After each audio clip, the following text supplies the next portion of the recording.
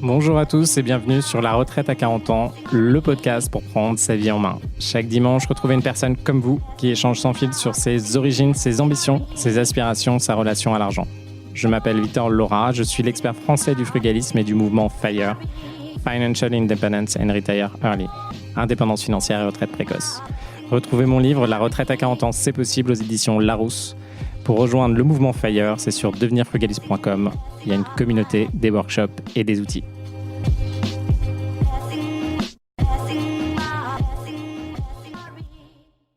Bonjour à tous et bienvenue dans un nouvel épisode de La Retraite à 40 ans. Aujourd'hui, on continue sur vos questions, principalement IMO pour mars 2026. On est parti et ça continue. Comment gères-tu les loyers impayés ? Une question de Jean.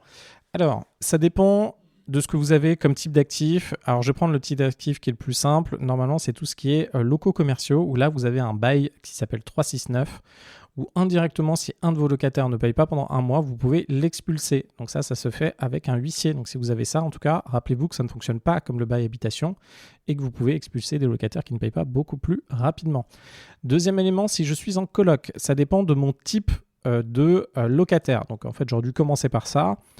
Tous vos loyers impayés se gèrent en fait en amont lorsque vous avez sélectionné vos locataires. Si vous vous rendez compte que vous avez déjà un locataire qui est procédurier, qui est compliqué, je vais mettre les pieds dans le panier, qui est souvent de gauche, qui va estimer que tous ceux qui ont du patrimoine sont problématiques pour l'État, etc., fuyez-les comme la peste. Rappelez-vous, c'est comme les racistes. Les racistes vont trouver toutes les raisons pour expliquer qu'ils ont raison de dire que je sais pas quoi, un arabe est un voleur, un noir ne travaille pas, etc., Ils vont trouver toutes les raisons pour vous expliquer que c'est comme ça la vie, etc. Donc, c'est la même chose pour quelqu'un qui est de gauche et qui va vous dire « Ah ben oui, un propriétaire, c'est forcément un arnaqueur. » Donc, s'il est convaincu de ça, ne serait-ce que vous arrivez, que vous ne répondiez pas à un message en 1 heure, il va trouver toutes les raisons pour vous expliquer que c'est vous, l'arnaqueur, et qui peut déployer l'arsenal contre vous, dont ne pas payer, etc., et après vous expliquer que c'est dans ses droits. Donc là, je vous parle d'expérience acquise là-dessus. Si vous prenez les droits des personnes, on peut aller très très loin en parlant des droits. Par exemple, un locataire peut ne pas vous payer en trouvant une raison que, je ne sais quoi, vous n'êtes pas intervenu pour remettre une vis dans le mur, et après pousser le système pour dire « Ah mais je suis dans mes droits de ne pas payer tant que la problématique n'est pas réglée », de ne pas vous répondre parce qu'il va vous dire qu'il n'a pas besoin de vous répondre ou je ne sais quoi, bref, pour vous emmener dans des situations qui ne sont pas confortables. C'est la même chose. Alors, je pense que peu de personnes vous disent ça parce qu'aujourd'hui, il y a un discours qui est très policé, mais à mon avis, il faut l'arrêter, surtout quand on fait du business et quand on a des locataires, etc. Rappelez-vous simplement que un salarié, si vous avez quelque chose ou quelqu'un dans vos équipes, vous sentez qu'il n'est pas très clean, vous ne le prenez pas. Un locataire, vous sentez que cette personne a des positions politiques, a une vision de la vie qui va l'emmener à être en conflit avec vous, vous ne le prenez pas. Ça, c'est la première des choses.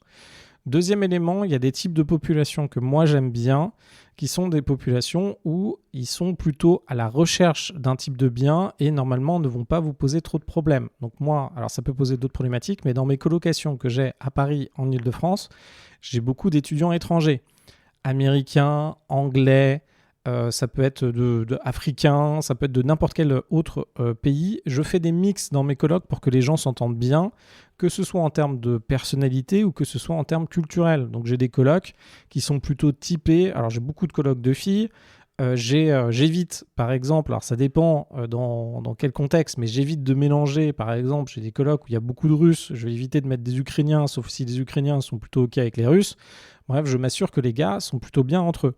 Vous, c'est exactement la même chose qu'il faut faire. Il faut revenir à un truc très très pragmatique sur vos colocataires pour vous protéger simplement.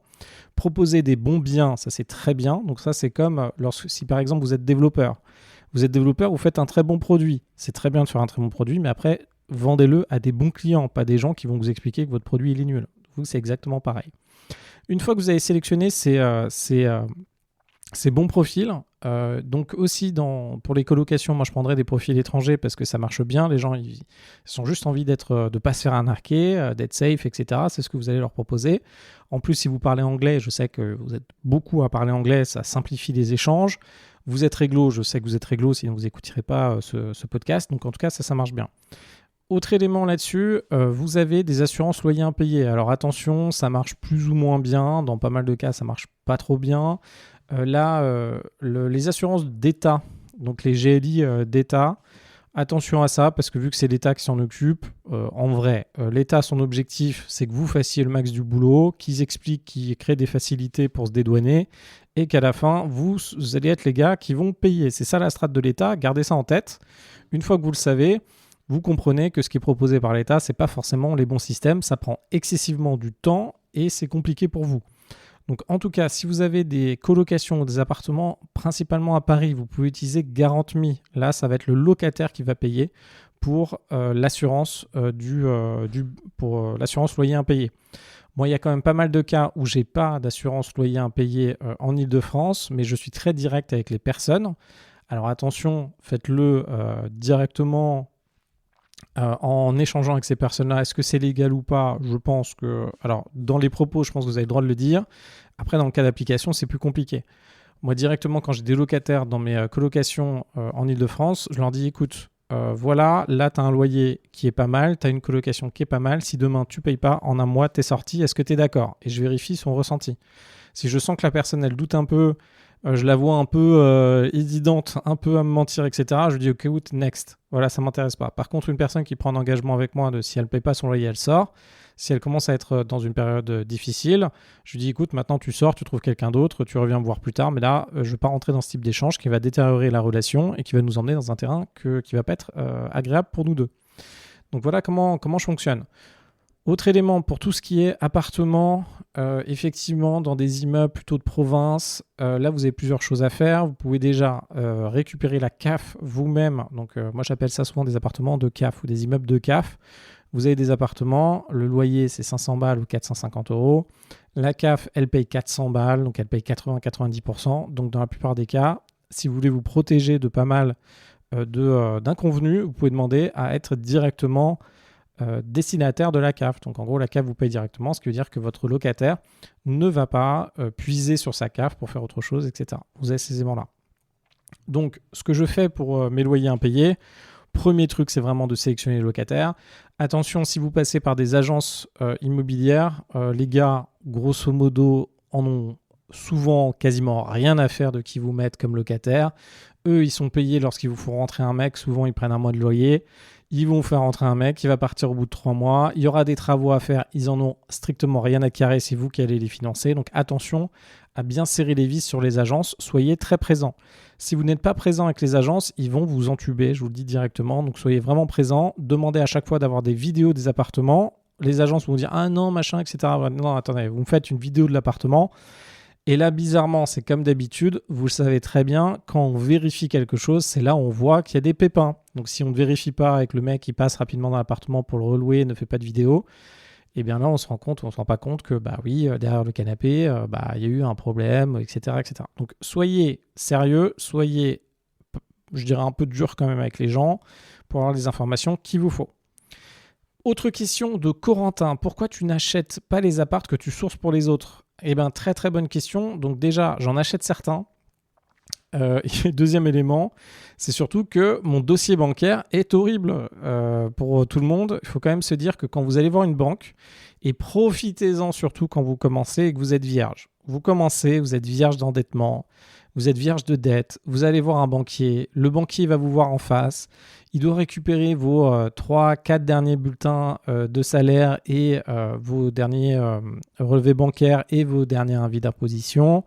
Vous avez juste un loyer, vous gagnez bien votre vie et là il va se dire c'est du pain béni, il va vous ouvrir un compte pour vous mettre une carte bancaire dessus, c'est parfait pour lui, ça lui prend à traiter votre dossier quand même peut-être 2 heures. Il va passer 2 heures, entre 1 heure et 2 heures pour traiter votre dossier.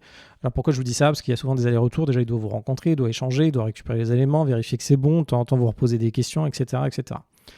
Maintenant, imaginez un banquier. Il me voit débarquer. Alors déjà, il me voit débarquer, il va faire Google, Victor Laura, LORA, il va voir les trucs sur la retraite à 40 ans, il va se dire ce mec qui raconte que des conneries, il va regarder peut-être un peu plus, il va voir mes interventions à la télé, il va se dire ah tiens, c'est quoi? C'est un influenceur, je sais pas quoi. Bon bref, vous voyez l'idée.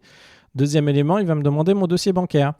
La première question, je lui ai envoyé mon dossier bancaire et là, il va... Alors moi, normalement, je lui ai tout bien organisé. Donc, il faut quand même se dire une dizaine d'entreprises, quasiment 300 lots, répartis peut-être dans une vingtaine de deals d'appartements. Donc là, il va me demander les bilans de toutes mes entreprises, etc. Et puis le mec, il est en dépression.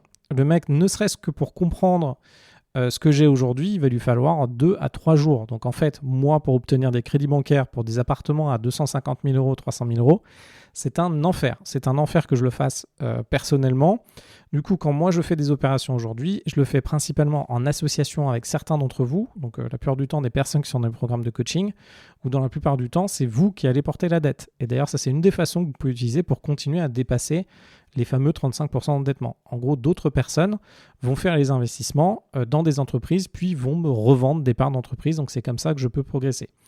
La seule chose que je peux acheter aujourd'hui de façon relativement simple, alors il y a 2 choses. Les entreprises, c'est un peu compliqué aussi parce que finalement, on me demande les mêmes données bancaires. Là, je suis avec le Crédit Agricole en ce moment. Pareil, on m'a redemandé toutes les structures de mes entreprises, tous mes emprunts, etc., etc. Donc, c'est un enfer.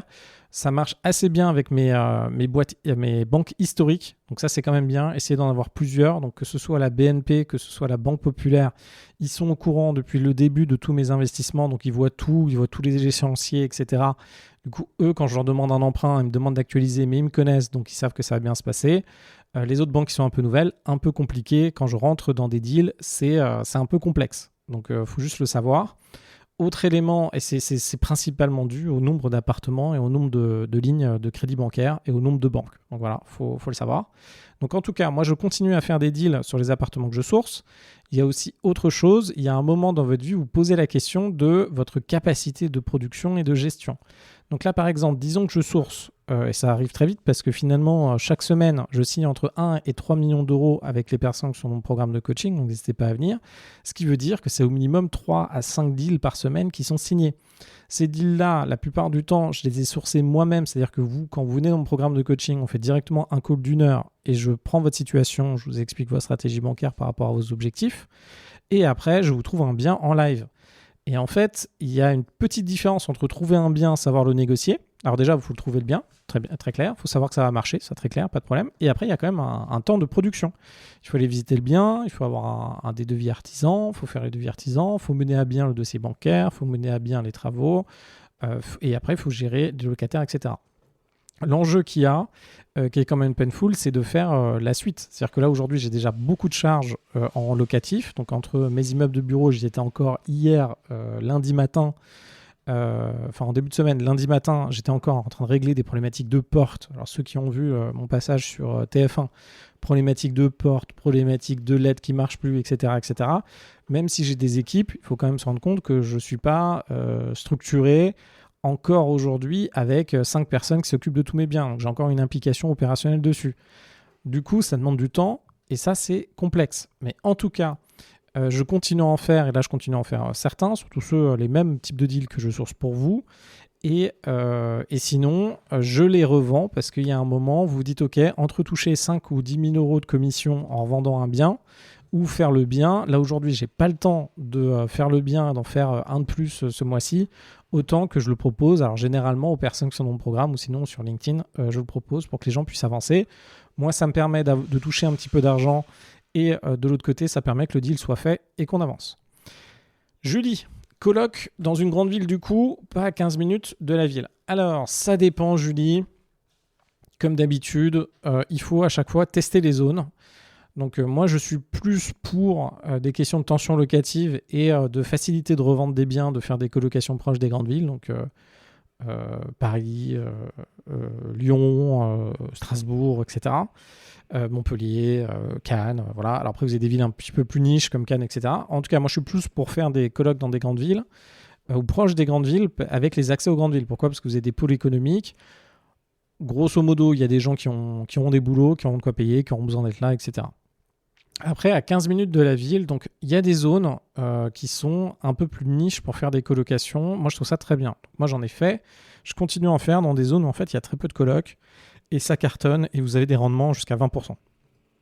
20%, ça veut dire que vous achetez un truc dans les 70 000 euros et vous arrivez à le louer alors je vous fais ça de tête, mais dans les 1500, entre 1500 et 2000 euros par mois. Donc là, il y a plein de zones où ça marche, c'est-à-dire qu'il y a des demandes de coloc, mais il n'y a pas de coloc actuellement.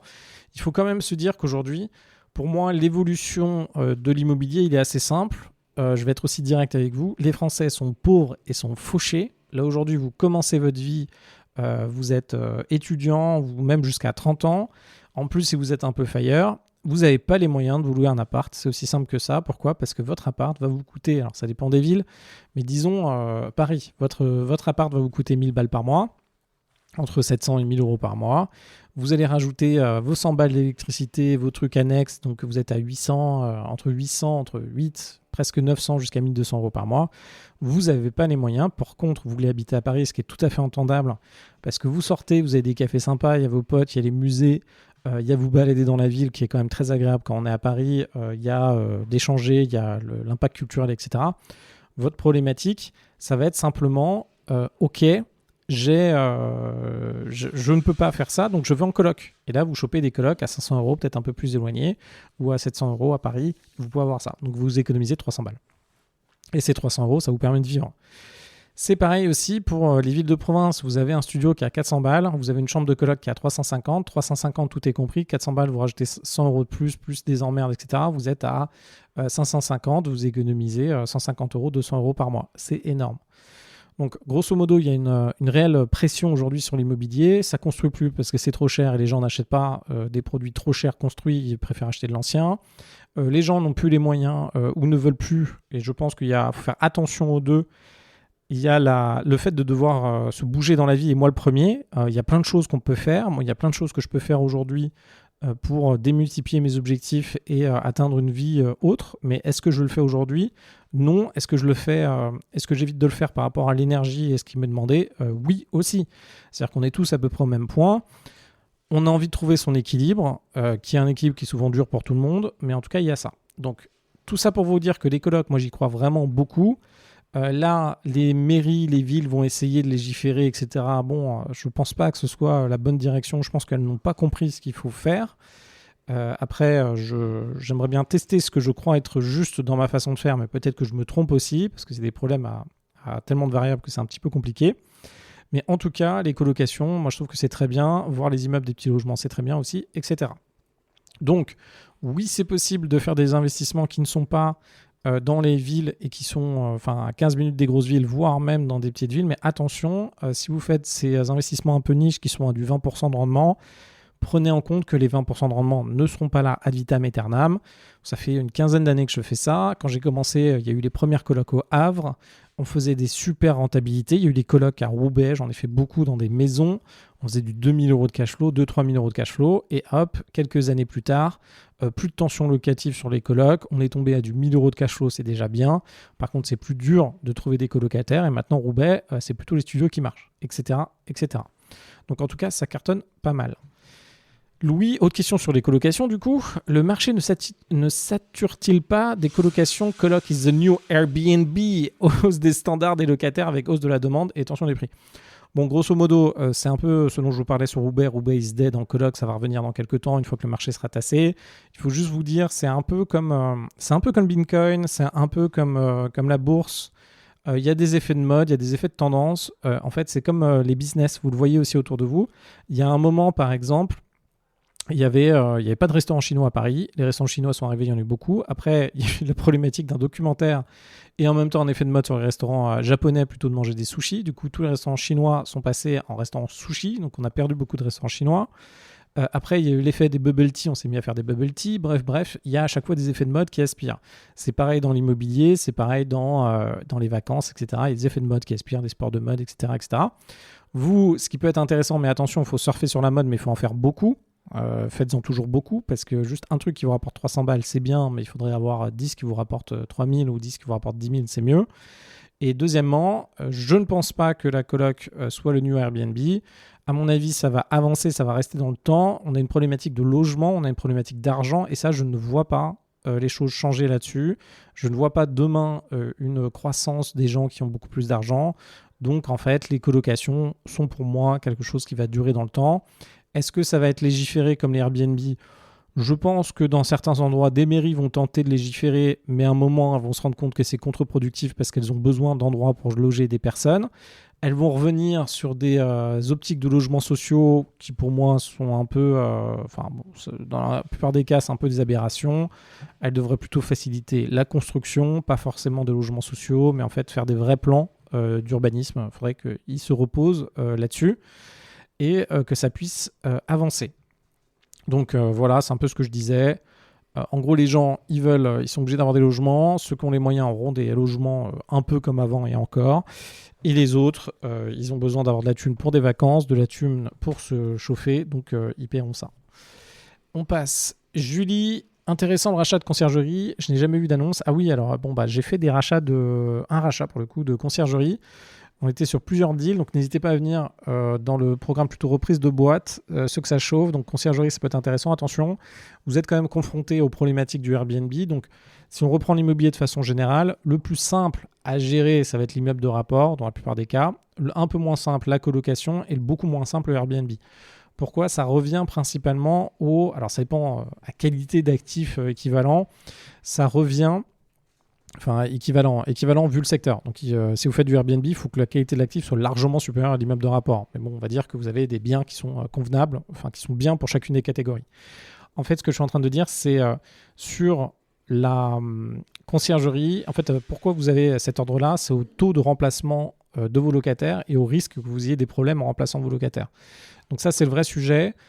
C'est un vrai sujet sur les Airbnb. Et les Airbnb, quand vous gérez une conciergerie, vous avez toutes ces problématiques-là. Donc, il faut que votre ménage soit fait dans l'heure. Ça dépend ce que vous gérez, si vous gérez des remplacements dans la journée. Un ménage dans l'heure, du personnel qui peut ne pas être présent, donc il faut pouvoir les remplacer. Des problématiques. Qu'est-ce qui se passe si normalement les chiens n'étaient pas autorisés ? Là, vous avez un chien. Il a uriné sur le parquet, qu'est-ce que vous faites ? C'est un peu comme les conducteurs Uber. Vous prenez votre Uber, quelqu'un a vomi le matin dans le Uber, le mec a eu le beau le nettoyer, la bagnole est schlingue. Du coup, mauvaise note, etc., etc. On continue. Rachida, certains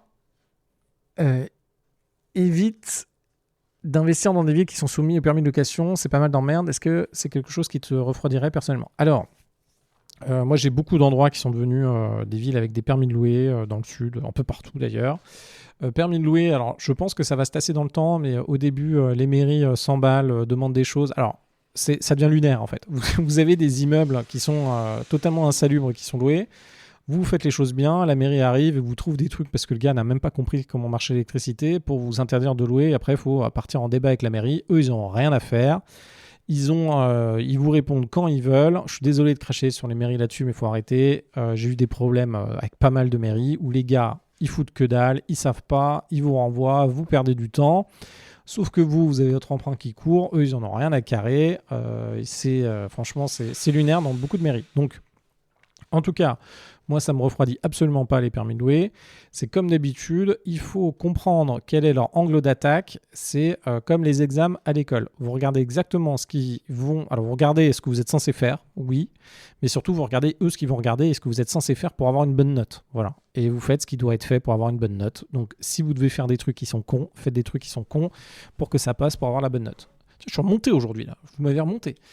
Oui, je regardais beaucoup Goussainville à côté de Charles de Gaulle à un moment pour des maisons, pour faire 12 chambres plus un logement à côté. Attention, vous avez quand même non seulement d'un côté des permis de louer et le plan d'urbanisme de l'autre. Donc si vous êtes dans des villes comme ça, vérifiez bien à faire vos deals. Ça dépend comment vous négociez, etc. Encore une fois, moi je pense qu'il y a 10% des gars qui sont chopés. Là, il y en a un que j'ai vu qui m'a proposé que je lui rachète une maison parce qu'il a modifié la maison, il a mis des salles de bain dans les chambres et puis finalement, il s'est fait choper par la mairie parce que les voisins, je sais pas quoi, et il n'a pas le droit de louer. Bon, il y a toujours des solutions, il faut trouver les bonnes. Soyez costaud quand même et ne baissez pas les bras. Autre élément, je viens d'emménager dans un appart près de Nancy. En 3 jours, le propriétaire avait le permis. Je ne sais pas si c'est partout ainsi. Ah oui, bah voilà, ça c'était un petit retour que j'avais eu là-dessus. Écoutez, on a fait un bon petit tour là des questions. N'hésitez pas encore une fois à me poser des questions, j'y répondrai avec plaisir. Si je me trompe, n'hésitez pas à me dire que je me trompe. Je devrais peut-être faire une petite analyse d'IA à chaque fois avant de vous poser directement les épisodes de podcast, mais bon, je pense que dans l'ensemble, je me trompe pas du tout. Je vous souhaite des très bons invests. Comme d'hab, venez tout cartonner avec moi là. Venez dans la team, on défonce tout et puis on avance.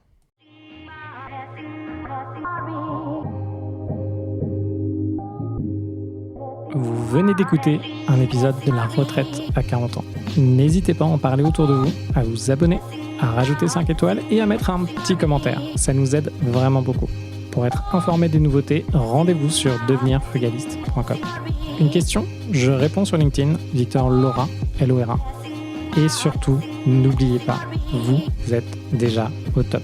À très vite.